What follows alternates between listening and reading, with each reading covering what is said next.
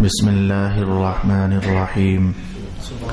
وقضى ربك ألا تعبدوا إلا إياه وبالوالدين إحسانا صدق الله مولانا العظيم الصلاة والسلام عليك يا سيدي يا رسول الله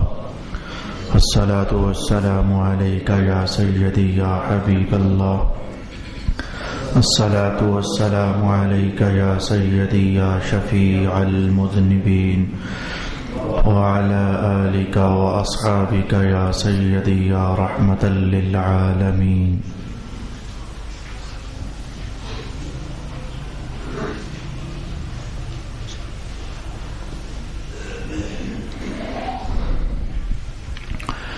رسول پاک صلی اللہ علیہ وآلہ وسلم کی تعلیمات ہم سماعت کر رہے تھے. اپنے محترم والدین کی خدمت گزاری کے عنوان پر ان کے ساتھ ادب کے ساتھ پیش آنا، اس حوالے سے ان کے تمام تر حقوق کو نبھانے کی کوشش کرنا، اس ٹاپک پر. تو آج کی گفتگو کے لیے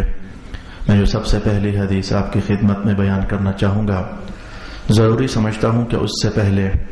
اللہ رب العالمین کی عطاؤں میں سے ایک حوالہ آپ کے سامنے رکھوں. اللہ تعالیٰ کی شان بندہ نوازی ہے. کبھی وہ چاہے تو کسی ایک عمل پر جو جزا عطا فرماتا ہے اس کا تعلق بس اسی ایک عمل کے ساتھ ہوتا ہے، وہ اسی کی جزا بنتی ہے. اور کبھی اللہ رب العالمین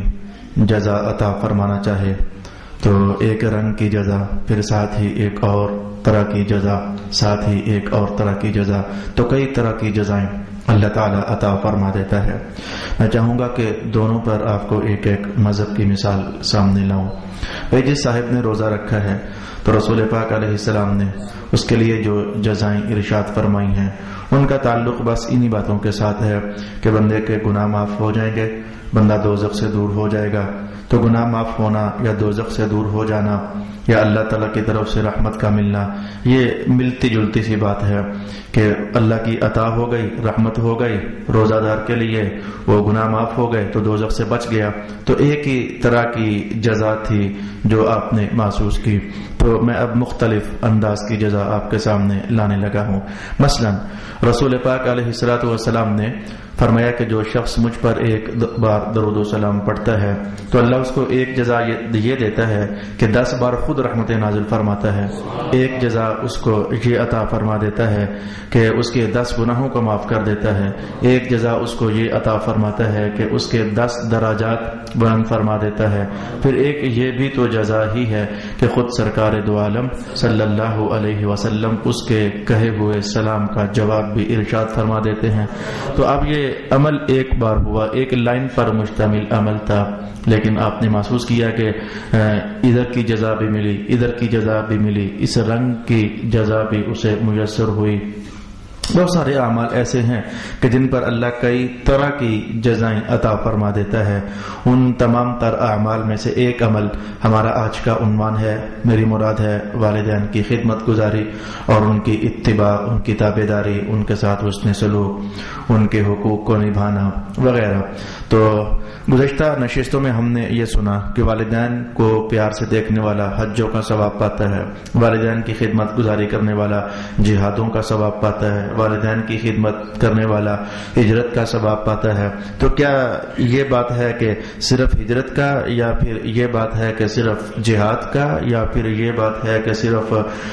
حج کا ثواب پاتا ہے؟ اس بات کو سمجھنے کے لیے میں پہلی حدیث آپ کے لیے تلاوت کرنا چاہتا ہوں. امام بہقی نے اس حدیث کو نقل فرمایا ہے اور حضرت انس رضی اللہ تعالی عنہ اس کے راوی ہیں. آپ ارشاد فرماتے ہیں کہ رسول پاک صلی اللہ علیہ وآلہ وسلم کی خدمت میں ایک شخص حاضر ہوا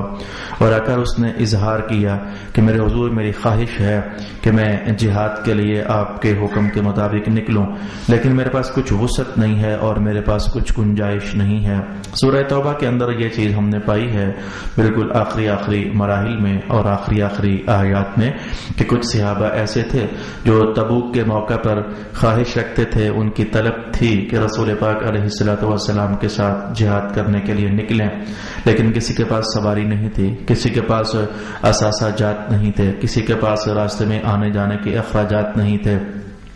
تو پھر جب وہ واپس پلٹ رہے تھے حضور کے دربار سے تو قرآن حکیم نے کہا کہ ان کی آنکھوں سے آنسو جاری تھے۔ تو کچھ صحابہ ایسے ہوتے تھے فی بعض الاوقات کہ جن کے پاس اسباب نہیں ہوتے تھے، انہی میں سے ایک یہ صاحب تھے۔ حاضر خدمت، حضور جہاد میں جانا چاہتا ہوں لیکن بات یہ ہے کہ میرے پاس تو اسباب نہیں ہے، تو اب میرے لیے کیا حکم ہے؟ رسول پاک علیہ الصلوۃ والسلام نے فرمایا کہ تیرے والدین میں سے کوئی ہے ابھی زندہ اور باقی، یا کہ دونوں ہی اللہ کے پاس چلے گئے ہیں؟ وہ کہنے لگے حضور والد صاحب تو اللہ کے پاس چلے گئے ہیں لیکن میری والدہ اب بھی زندہ ہیں۔ تو ارشاد گرامی ہوا جا کر کے اپنی والدہ کے خوب حقوق نبھاؤ تو اللہ ادھر بیٹھے بیٹھے تمہیں حج کا بھی ثواب دے دے گا، عمرے کا ثواب بھی دے دے گا اور جہاد کا ثواب بھی عطا فرما دے گا۔ او کما قال النبی صلی اللہ علیہ وآلہ وسلم۔ تو ہم سمجھ پائے کہ والدین کی خدمت گزاری اللہ کی بندگی کے بعد یہ بڑی اعظم ترین چیز ہے ہمارے مذہب میں، جو رسول پاک علیہ الصلوۃ والسلام نے ہمیں سمجھائی ہے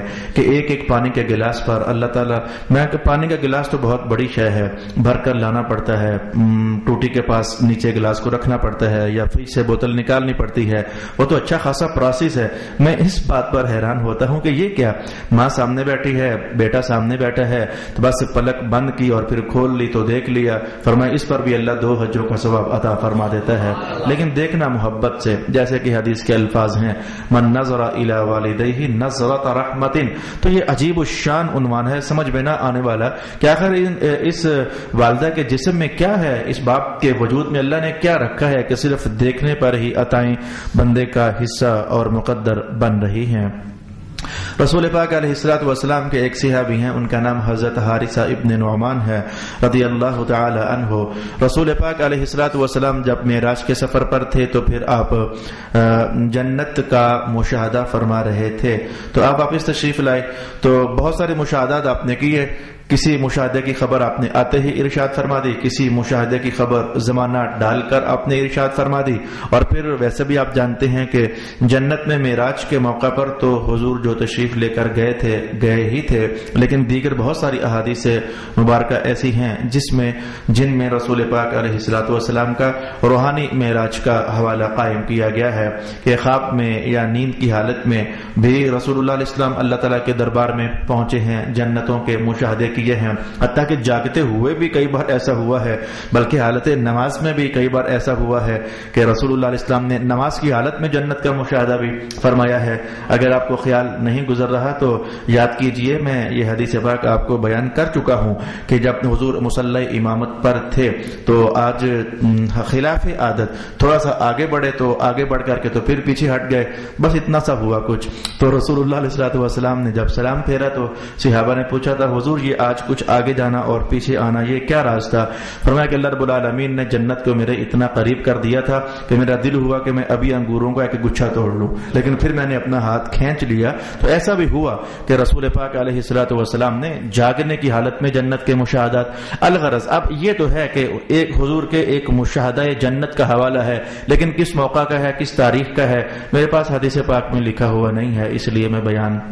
نہیں کر پاؤں گا۔ البتہ دیکھتے ہیں کہ وہ مشاہدہ ہے کیا۔ رسول پاک علیہ السلام جنت میں جب مشاہدہ فرما رہے تھے تو دیکھا کہ ایک شخص ہے، یہ جو الفاظ میں کہنے والا ہوں یہ آج میرے پاس سیوطی کے حوالے سے نہیں ہے، یہ ایک اور حدیث کے متن سے میں نے حاصل کی ہے۔ تو ایک شخص ہے وہ سفید رنگ کی چادر تان کر تو لیٹا ہوا ہے، پاؤں پر بھی چادر ڈالی ہوئی ہے، جنت میں پاؤں پر بھی چادر تانی ہوئی ہے، اور اس نے اپنے سر کو بھی چھپایا ہوا ہے۔ اور جو سیوطی کے الفاظ میرے سامنے ہیں ان میں ساتھ یہ بھی اضافہ ہے کہ وہ چادر کے اندر سے آواز بھی آ رہی ہے، تلاوت کر رہا ہے وہ صاحب۔ تو اب یہ 2 حدیثوں کو ملا کر میں نے یہ تصویر آپ کے سامنے بنائی۔ ایک شخص کو دیکھا وہ سفید چادر تان کر جنت میں پاؤں سر چھپا کر لیٹا ہوا ہے، اور یہ جو میرے سامنے حدیث کا متن ہے تو ساتھ وہ قرآن پاک کی تلاوت بھی کر رہا ہے۔ یہ بڑا خوبصورت نقشہ، جنت کا نقشہ، پھر ایک بندہ سویا ہوا ہو، پھر چادر سفید تانی ہوئی ہو، سر اور پاؤں چھپائے ہوئے ہوں، پھر قرآن بھی پڑھ رہا ہو، دلکش تو ہے۔ تو رسول پاک علیہ السلام نے پوچھ لیا وہ جبریل یہ کون ہے جو چادر تان کر جنت میں لیٹا ہوا ہے، قرآن پڑھ رہا ہے؟ رسول پاک علیہ السلام کو جواب دیا گیا حضور یہ آپ کا غلام ہے نا حارثہ، یہ وہ ہے، یہ چادریں تان کر جو لیٹا ہوا ہے یہ آپ کا غلام حارثہ ہے۔ رسول اللہ علیہ السلام نے ہاں ہاں ٹھیک ہے ٹھیک ہے، یہ بھی اپنی ماں کی بڑی ہی خدمت کیا کرتا تھا۔ تو حضور نے یہ جملہ اس موقع پر ارشاد فرمایا کہ واقعی اس کی والدہ کے ساتھ اس کا حسن سلوک بہت زیادہ تھا۔ محدثین نے کہا کہ پھر جانا چاہیے کہ والدین کا خدمت گزار بھئی باقی سب کچھ بھی کرے، ہرگز یہ مقصد نہیں ہوتا کہ مذہب جب کسی ایک عنوان کی بات کرے کہ اس کے کرنے پر جنت ملتی ہے تو ہم سمجھیں کہ باقی سارے کام نہ بھی کریں تو گزارا چل جائے گا۔ بھئی نماز پڑھنے سے جنت ملتی ہے تو ہم سمجھیں کہ باقی سب کچھ چھوڑو بس نماز ہی پڑھو، بھی روزہ رکھنے سے جنت ملتی ہے تو ہم فوراً فیصلہ کر لیں بس یہ کہ روزہ ہی رکھتے ہیں تو باقی سب کچھ چھوڑو۔ بھئی یہ بات نہیں ہوتی ہے، اصل ماجرا یہ ہے کہ حضور کی ہر ادا کا نتیجہ جنت بنی ہوتی ہے، حضور کی ہر سنت کا نتیجہ جنت بنی ہوتی ہے۔ تو کرنا یہ بھی ہوتا ہے وہ بھی ہوتا ہے اور سب کچھ کرنا ہوتا ہے۔ کہیں آپ اس مغالطے میں نہ پڑ جائیں کہ یہ والدین واہ ہیں بس ٹھیک ہے انہی کی خدمت کرتے ہیں باقی سب کچھ چھوڑ چھاڑ دیتے ہیں، ہرگز مذہب کا عنوان اور مقصد اور مطلب یہ نہیں ہوا کرتا۔ تو محدثین نے کہا کہ یہ والدین بھی عجیب شے ہیں کہ ان کا خدمت کرنے والا ابھی دنیا ہی میں چل پھر رہا ہوتا ہے، ابھی مرا وہ نہیں ہوتا ہے تو یہ حدیث بتاتی ہے کہ اللہ اس کا جنت میں ٹھکانہ پہلے ہی تیار فرما دیتا ہے۔ او کما قال النبی صلی اللہ علیہ وآلہ وسلم وقضى ربك الا تعبدوا الا اياه وبالوالدين احسانا۔ اب میں کچھ شانیں ہیں، ایک حدیث میں کچھ شانیں ہیں وہ اللہ رب العالمین کی ہیں اور کچھ شانیں ہیں وہ والدین کے لیے ارشاد فرما دی گئی ہیں۔ پچھلی نشست میں بھی میں نے نوجوانوں کو خاص کر کے میٹھے سے انداز میں زوردار طریقے سے دبایا تھا، میٹھے سے انداز میں زوردار طریقے سے دبایا تھا کہ والدین کے ساتھ رہنا سیکھو، اپنی بیگمات کو بھی عزت دو، ان کو احترام دو، ان کو محبت دو، لیکن ان کی محبت کا غلبہ یوں نہ ہو جائے کہ ماں بیچاری وہ بلکتی رہ جائے اور باپ بیچارہ بلکتا رہ جائے، یعنی درجہ بندیاں پہچانو، جس کا جو مقام ہے اس کو اسی مقام پر ٹھہراؤ۔ میں نے نوجوانوں کو خاص کر کے اس حدیث کے الفاظ بتائے تھے کہ اپنے والدین کے ساتھ چارپائی بچھا کر سوو، مانا یہ نہیں تھا کہ بیوی کے ساتھ نہ سوو، وہ مانا ان میں رہو، والدین میں رہو، ان کے دکھ سکھ میں شریک ہو جاؤ۔ اس عنوان پر ایک حدیث میں نے پچھلی بار بھی آپ سے کہی تھی۔ اب جو حدیث آج میرے سامنے الفاظ ہیں تو میں حدیث کے الفاظ نہ بھی کہوں نا تو دیکھنا بہت ساری باتوں پر آپ خود ہی فیصلہ کر پاؤ گے۔ آپ مسلمان ہو اور ایمان والے ہو تو کیا کہ اگر تمہارے گھر میں چوری ہو جائے تو کیا تم ایمان چھوڑ دو گے؟ اگر تمہاری ٹانگ ٹوٹ جائے تو کیا تم ایمان چھوڑ دو گے؟ کیا تمہارے گھر میں آگ لگ جائے تو کیا تم ایمان چھوڑ دو گے؟ اگر تمہارا ملک جو ہے اس پر کوئی کافر فوج حملہ کر دے تو کیا تم اپنا ایمان چھوڑ دو گے؟ یعنی ایمان اللہ پر نہیں نہ چھوڑا جا سکتا، حالات کچھ بھی ہو جائیں، حالات کچھ بھی ہو جائیں، اللہ کو ہمیں بہر کیف اسے ماننا ہی ہے۔ ہم جیئیں تو بھی اسے ماننا ہے، بیمار ہوں تو بھی اسے ماننا ہے، خوشیوں میں ہیں تو بھی اسے ماننا ہے، پریشانیوں میں ہو تو بھی اسے رب تو ماننا ہی ہے۔ جیسے رب کو مانے بغیر گزارا نہیں ہے نا، حالت تمہاری کوئی بھی ہو جائے رب کو ماننا ہی پڑے گا، اسی میں ہماری عافیت ہے اور اسی میں ہمارا ایمان ہے۔ تو بالکل کچھ ایسی ہی کہانی رسول پاک علیہ السلام نے والدین کے حوالے سے بھی ارشاد فرما دی۔ اب میں حدیث کا متن آپ کے لیے تلاوت کرنا چاہتا ہوں۔ رسول پاک علیہ السلام نے یہ جو وصیت، یہ جو حدیث کے الفاظ ہیں یہ وصیت کی شکل میں ہے۔ تو حضور وصیت ظاہر ہے کہ زندگی کے آخری مراحل میں کی جاتی ہے، تو آخری مراحل تھے، تب بھی رسول پاک علیہ السلام نے بہت ساری وصیتیں فرمائی تھیں، حتیٰ کہ ان میں جو آخری ترین 3 وصیتیں تھیں ان میں ایک نماز کی وصیت تھی اور ایک ان میں رسول اللہ علیہ السلام نے بیویوں کے متعلق فرمایا تھا کہ یہ اللہ کی بندیاں اللہ کے حکم سے تمہارے لیے حلال ہوئی ہیں تو ان کا احترام رکھنا، ان کے حقوق ادا کرتے رہنا، آخری 3 وصیتوں میں۔ لیکن اس سے بھی پہلے یہ جو آخری 3 وصیتیں میں نے کہیں، انہیں امام غزالی نے احیاء العلوم کے اندر نقل فرمایا۔ تو بہت ساری وصیتیں مختلف موقعوں پر رسول پاک علیہ السلام نے ارشاد فرمائی۔ تو آج جو وصیت نامہ آپ اہل بیت کو ارشاد فرما رہے تھے اس میں ایک بات یہ تھی، اللہ کے ساتھ کسی کو شریک نہ ٹھہرانا اگرچہ تمہیں عذاب دے دیا جائے، یعنی تمہیں آزمائش میں مبتلا کیا جائے، جیسے صحابہ کو آزمائشوں میں ڈالا گیا، حضرت بلال کے ساتھ کیا ہوا، صہیب کے ساتھ کیا ہوا، وغیرہ وغیرہ۔ تو اگرچہ تمہیں تکلیف دی جائے، اگرچہ تمہیں لوگوں کافروں کی طرف سے عذاب میں مبتلا کر دیا جائے، اللہ کے ساتھ لا تشرکوا باللہ شیئا، تو اللہ کے ساتھ کچھ بھی شریک نہ ٹھہرانا۔ اگلے الفاظ یہ تھے کہ حتیٰ کہ تمہیں اگر جلا بھی دیا جائے، تمہیں عذاب دے دیا جائے، تمہیں کاٹ دیا جائے، تمہیں ہڈیاں تمہاری توڑ دی جائیں، تمہیں جلا بھی دیا جائے، تو پھر بھی اللہ بس ایک ہی ہے، کچھ بھی ہو جائے اسے ایک ماننا ہی ہے، اس کے ساتھ کسی کو شریک نہ ٹھہرانا۔ اب یہ کچھ اس انداز کا کلام تھا۔ فوراً متصل کیا ہوا، فرمایا کہ والدین کی اطاعت ہی کرنا، اگرچہ تمہیں سب کچھ چھوڑ چھاڑ کر تو نکل جانے کا حکم دے دیں۔ یہ بڑا مشکل ترین مرحلہ ہے۔ ابا کہ چل میرا مکان چھوڑ دے، نکل جا یہاں سے، جلال آ جائے، والد ہے غصہ آ جائے، نکل جا مکان چھوڑ دے میرا، نکل جا میرا سامان چھوڑ دے، نکل جا کاروبار سے، بھاگ جا یہاں سے، کچھ بھی ہو جائے۔ رسول اللہ علیہ السلام نے فرمایا انہیں جو جلال آ گیا ہے وہ کچھ بھی کر دیں، لیکن میں محمد کہتا ہوں تمہیں پھر بھی ان کی تابعداری ہی کرنی ہے، تمہیں پھر بھی ان کی اطاعت ہی کرنی ہے۔ ان ایسے عنوانات ہیں جن سے ہم اس عنوان کا سینسیٹیو ہونا سمجھ سکتے ہیں، اور اس عنوان کا حساس ہونا ہم سمجھ سکتے ہیں کہ یہ والدین کیا رحمت معاب عنوان ہے کہ یہ ماریں تب بھی ان کی تابعداری کرنی ہے، یہ جھڑکیاں دے دیں تب بھی ان کی تابعداری کرنی ہے، یہ محروم کر دیں پھر بھی ان کی تابعداری کرنی ہے، یہ گھر سے نکال دیں پھر بھی انہی کی تابعداری کرنی ہے۔ بس بچوں اپنے آپ کو سمیٹ لو، بھئی میرے لیے آپ بھائی ہو، نوجوان ہو، لیکن اپنے والدین کے تو بچے ہی ہو نا، اپنے آپ کو سمیٹ لو۔ یہ زندگیاں بالکل برف کی طرح تیزی کے ساتھ گرمیوں کے موسم میں جیسے پگھلتی ہے تو پگھلتی چلی جا رہی ہے۔ تمہارا ہر دن آخرت کے حوالے سے کوئی نہ کوئی اچھا نقش چھوڑتا چلا جا رہا ہے یا پھر کوئی برا نقش چھوڑتا چلا جا رہا ہے۔ اچھا ہے وہ انسان جو اپنے ہر دن کا محاسبہ کر کے دیکھے تو صحیح کہ اگر فیصلہ صرف آج کے دن پر میرا ہوا تو میں پاس ہوں یا میں فیل ہو جاؤں گا۔ میرے کچھ اعمال آج کے دن میں، ہر دن کو بندہ یوں آخرت کی طرف دھکیلتا چلا جائے نا کہ میں ہر دن میں اگر آج کے دن کے متعلق حساب ہوا تو میں پاس ہوں، آج کے دن کے بارے میں حساب ہوا تو میں پاس ہوں، تو اپنے ہر دن کو کچھ اس طرح بندگی میں، اطاعت میں، حقوق کی ادائیگی میں، والدین کو خوش کرنے کے حوالے سے میں آپ کی خدمت میں کہنا چاہوں گا۔ پھر تیسری نصیحت آپ نے فرمائی کہ جان بوجھ کر نماز نہ چھوڑنا،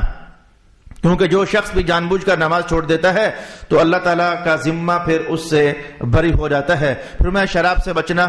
اتقوا من الخمر، شراب سے بچنا کیونکہ یہ تمام برائیوں کی چابی ہے۔ اور پھر فرمایا کہ گناہ سے اجتناب کرنا، گناہ کرنے سے اللہ تعالیٰ ناراض ہو جاتا ہے۔ اور اپنے گھر والوں میں سے کسی کے ساتھ کسی معاملے میں نہ جھگڑنا۔ اگر والدین کے متعلق وصیت کی تو بیگم کی وصیت بھی پھر کر دی۔ جو بیویاں ہیں تمہاری بیگم ہے نا، کسی کی بیٹی ہے وہ، کسی کی بہن ہے وہ، تم سمجھتے نہیں ہو ایک ایک انسان کے ساتھ کتنے رشتوں کا تقدس جڑا ہوتا ہے، تو اس کو ٹھیس پہنچنے سے کتنے دل ٹھیس میں مبتلا ہو جاتے ہیں۔ ظاہر ہے کہ جس کی بہن ہے تمہاری بیوی، جس کی بہن ہے اسے تکلیف ہونے پر بھائی بھی رنجیدہ ہوا نا، جس کی بیٹی ہے تو باپ بھی رنجیدہ ہوا نا، وہ جس کی خالہ ہے تو وہ بھی رنجیدہ ہوا نا، تو اس کی ماں بھی رنجیدہ ہوئی نا، تو وغیرہ وغیرہ۔ تو جو تمہاری ماں بیگم ہے آخر کل وہ کسی تمہارے بچے کی ماں بھی تو ہے نا، تو بعض اوقات باپ لوگ زیادتی کرتے ہیں بیگمات پر تو ان کے بچوں کا دل اندر سے وہ رنجیدہ ہو جاتا ہے۔ تو رسول اللہ علیہ السلام نے اپنی بیوی کے حوالے سے فرمایا کہ بیویوں کے ساتھ لڑنا مت، اگرچہ اے خاوند تو دیکھے کہ حق پر تو ہی ہے۔ یہ جو بڑوں کو جو ہے، یہ جو سربراہ ہونا ہے، میاں اس بندے کو بڑی امتحانوں کی گلیوں سے گزرنا پڑتا ہے۔ فرمایا کہ اگرچہ دیکھے نا کہ تو حق پر ہے، اور تمہارے دل بڑے ہوتے ہیں، تمہارے مرد ہو تو مرد کا مصابرہ صبر اسی درجے کا ہونا چاہیے۔ خاتون ہے بیچاری، کمزور ہے، نازک صنف ہے، تو ذرا اس کا خیال ہی رکھنا، اگرچہ سمجھے کہ حق پر تو ہے۔ مجھے بڑا اچھا لگتا ہے یہ قول لطیف پیرائی میں حضرت ابو الدرداء رضی اللہ تعالی عنہ کا۔ شادی ہوئی تو بیگم کو سامنے بٹھایا اور فرمانے لگے، دیکھ اللہ والی، اگر کبھی میں ناراض ہو جاؤں تو مجھے منا لینا، اور اگر کبھی تو ناراض ہو جائے میں خود ہی تجھے منا لوں گا، تو ہماری زندگی اچھی ہو جائے گی، میٹھی میٹھی سی ہو جائے گی۔ تو فرمایا کہ اپنے اہل خانہ کے ساتھ مت جھگڑنا، اگرچہ تو دیکھے کہ تو حق پر ہے، میدان سے کبھی نہ بھاگنا۔ یہ میں ذرا وصیت نامہ ہی پورا کر دوں، ہمارا عنوان تو پورا ہو چکا لیکن بطور برکت میں وصیت نامہ پورا ہی کر دوں۔ میدان جہاد سے کبھی نہ بھاگنا، اگرچہ لوگوں پر موت طاری ہو رہی ہو، کٹ رہے ہو، ثابت قدمی کے ساتھ جم کر رہنا۔ اور فرمایا کہ اپنے گھر والوں کو اپنی گنجائش کے مطابق کھلاتے پلاتے بھی رہنا، کنجوسیاں نہ کرنا اور یہ بخل نہ کرنا۔ اگر ہمت دال والی ہے تو دال صحیح، ہمت گوشت والی ہے تو گوشت صحیح، ہمت پھل والی ہے تو پھل صحیح، ہمت اگر چلو ڈرائی فروٹ والی ہے تو وہ صحیح، لیکن اپنی وسعت کے مطابق ان پر خرچ کرتے رہنا۔ اور فرمایا کبھی ان پر ڈنڈا مت اٹھانا، یہ نالائق خاوند،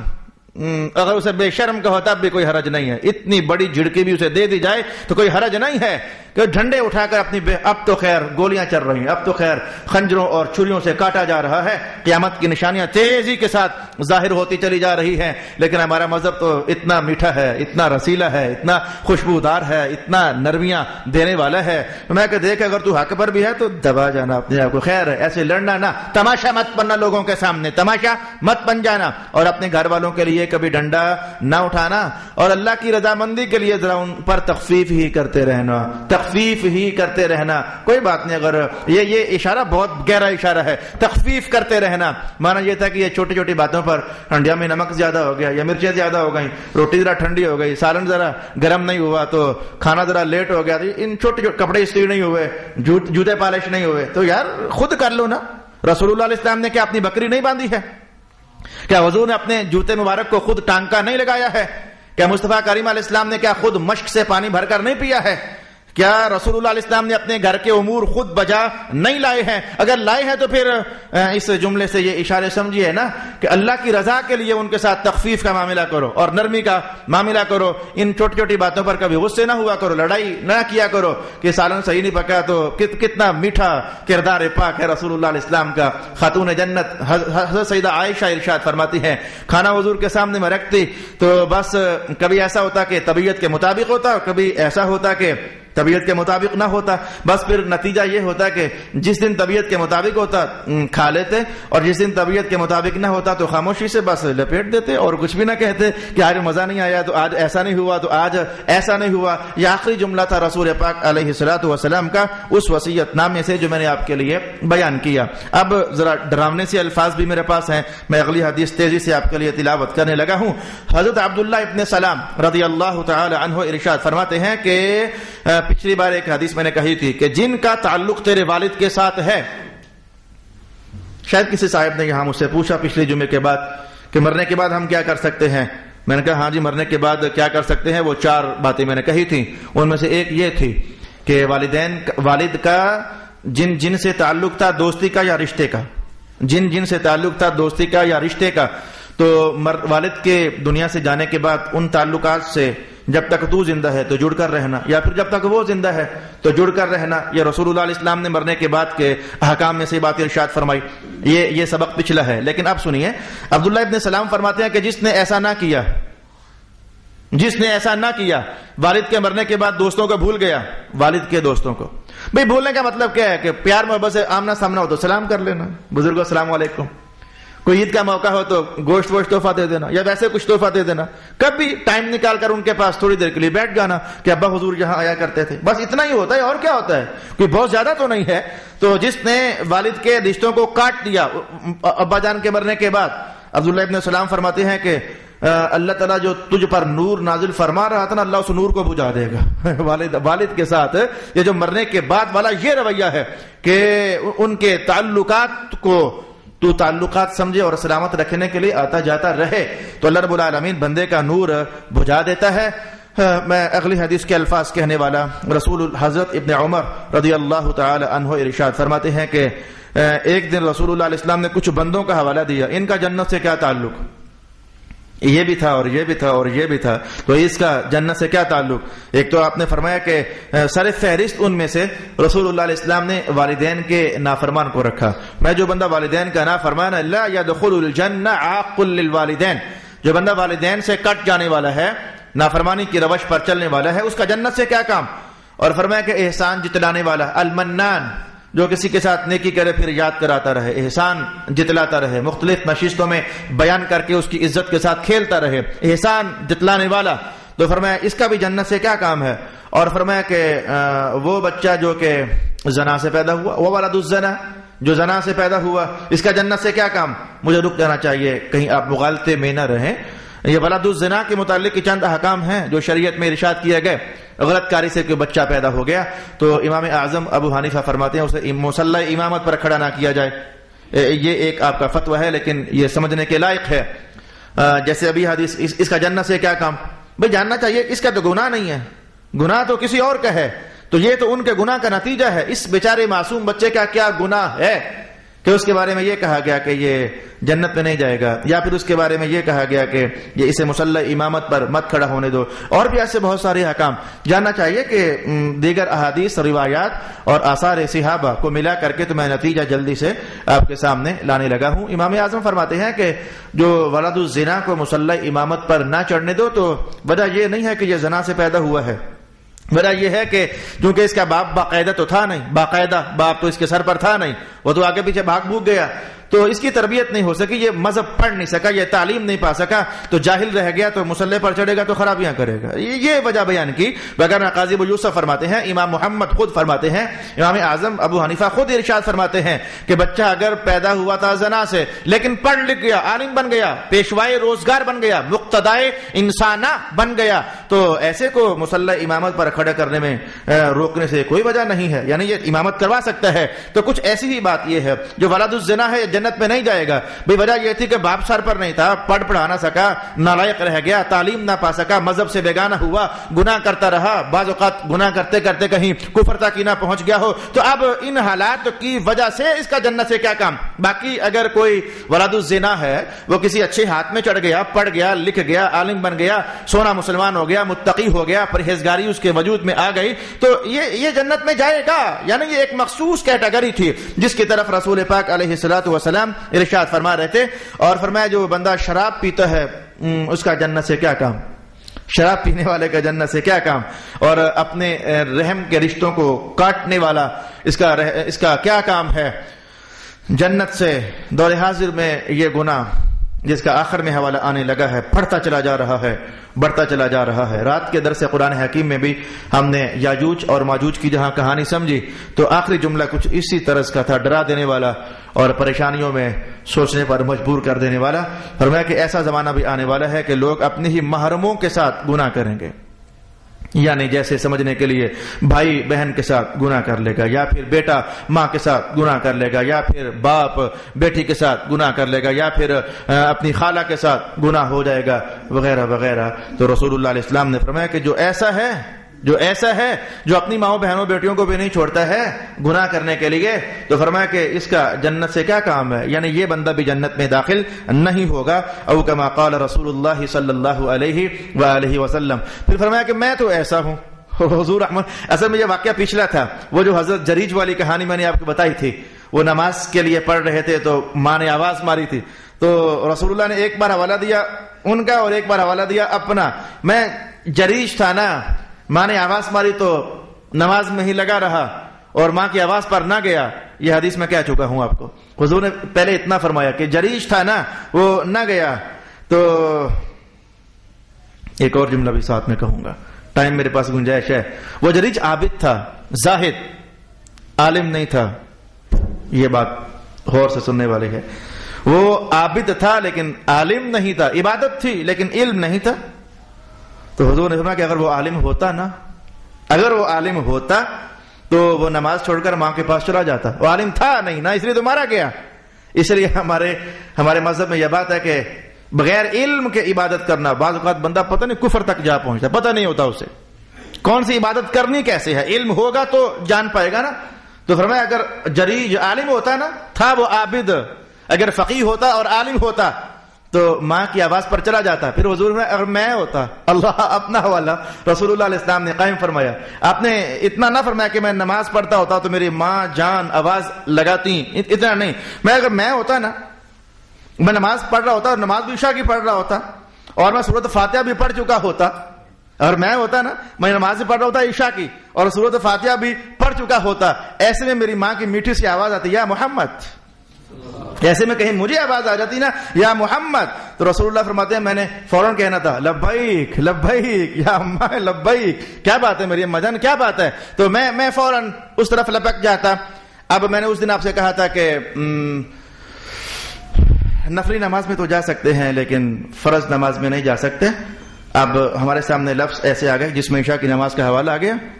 یہ آپ کو نہیں پتا کہ یہ ٹکراؤ ہو چکا ہے، لیکن میں آپ کو اشارہ دے رہا ہوں ٹکراؤ ہو چکا ہے، تو جاننا چاہیے کہ اس حدیث کی سند ذرا ضعیف ہے۔ ضعیف سند کی روایات فضائل میں قابل قبول ہوتی ہیں لیکن ثبوت احکام میں قابل قبول نہیں ہوتی ہیں، اس کے مقابلے میں قوی روایات ہیں جن میں کہا گیا کہ بس نماز فرض جو ہے وہ اور شے ہے اور نفلی نماز جو ہے یہ اور شے ہے. میں نے وہ تیز ترین آپ کو اشارہ کہنا چاہا کہ رسول اللہ علیہ الصلوۃ والسلام اگر ایسا ہو بھی تو محدثین کی انہی تطبیق والے ضابطوں کے پیش نظر اسے خاصہ رسالت میں آپ صلی اللہ علیہ وآلہ وسلم بھی قرار دیا جا سکتا ہے تاکہ روایات آپس میں متضاد نہ ہو جائیں اور متعارض نہ ہو جائیں. تو فرمایا کہ اگر میں ہوتا تو میں تو لبیک کہتا اور پھر ایک آدھے منٹ میں اتنی حدیث کہی جا سکتی ہے. ایک بار رسول اللہ علیہ السلام نے فرق ڈال دیا, میں تو نماز پڑھ رہا ہوں تو اگر ماں بلائے تو چلے جانا, باپ بلائے تو نہ جانا. یہ رسول اللہ علیہ السلام نے فرق ڈال دیا. دلچسپیاں تو ہیں نا, ہر حدیث کو پھر ڈیٹیل سے پڑھا جائے تو دلچسپیوں کی پیاس تب بجھتی ہے. میں جلدی سے اشارہ کہوں گا کیونکہ حضور جانتے تھے, سمجھا چکے تھے کہ ماں کا حق 3 گنا زیادہ ہے اور باپ کا حق 3 گنا نیچے ہے. پہلا ماں, پھر ماں, پھر ماں, اور چوتھی بار فرمایا کہ باپ. تو میں نے کہا تھا 100 روپیہ ہو, یاد ہے آپ کو, تو خرچ کرنا ہو ماں اور باپ پر, 75 ماں کو دینا اور 25 جو ہے یہ ابا جان کو دینا. تو آج حضور خود ارشاد فرما رہے ہیں کہ ماں بلائے تو چلے جانا, نفل نماز بھی ہو تو چھوڑ دینا, اور اگر باپ ہو تو پھر نہ جانا. باقی تفصیل میں نے اس دن بھی آپ سے عرض کی تھی. نارمل حالات کی بات ہے, ایمرجنسی میں تو ماں اور باپ نہ بھی ہو, کوئی تیسرا بندہ بھی ہو تو نماز چھوڑ کر جایا جا سکتا ہے. ایمرجنسی میں کسی کی جان کو خطرہ ہو وغیرہ وغیرہ, تو ایسے میں تو کوئی بیگانہ بھی ہو تو جایا جا سکتا ہے, اور ایسے میں ماں اور باپ بلائے تو یقیناً جایا ہی جا سکتا ہے. وَقَضَىٰ رَبُّكَ أَلَّا تَعْبُدُوا إِلَّا إِيَّاهُ وَبِالْوَالِدَيْنِ إِحْسَانًا إِمَّا يَبْلُغَنَّ عِندَكَ الْكِبَرَ أَحَدُهُمَا أَوْ كِلَاهُمَا فَلَا تَقُل لَّهُمَا أُفٍّ وَلَا تَنْهَرْهُمَا وَقُل لَّهُمَا قَوْلًا كَرِيمًا. صدق الله العظيم.